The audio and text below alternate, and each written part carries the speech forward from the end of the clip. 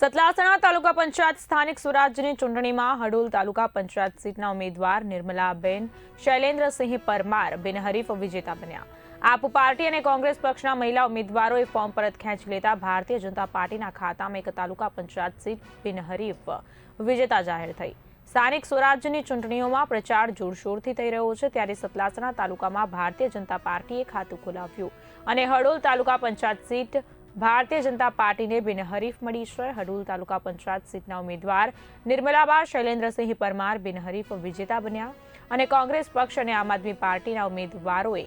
આજરોજ મદદનીશ ચૂંટણી બિન અધિકારીની રૂબરૂમાં ફોર્મ પરત ખેંચી લેતા ભારતીય જનતા પાર્ટી હડોલ સીટના ઉમેદવાર નિર્મલાબા શૈલેન્દ્રસિંહ પરમાર બિનહરીફ વિજેતા જાહેર થયા હતા। આજે સતલાસણા તાલુકા પંચાયતની હડોલ તાલુકા સીટ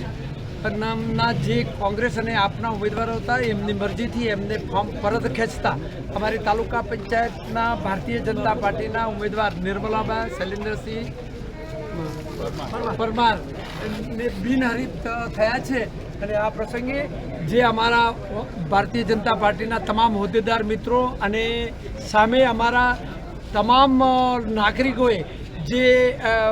નિર્મલાબા માટે હમદર્દી બતાવી છે, તો મેં કોંગ્રેસ અને આપના કાર્યકર્તાઓનું પણ હું આ પ્રસંગે અભિનંદન પાઠવું છું અને મારા ભારતીય જનતા પાર્ટીના જે હોદ્દેદાર મિત્રોએ મહેનત કરી છે, પરિશ્રમ કરી છે અને એમના અથાગ પ્રયાસથી જે આજે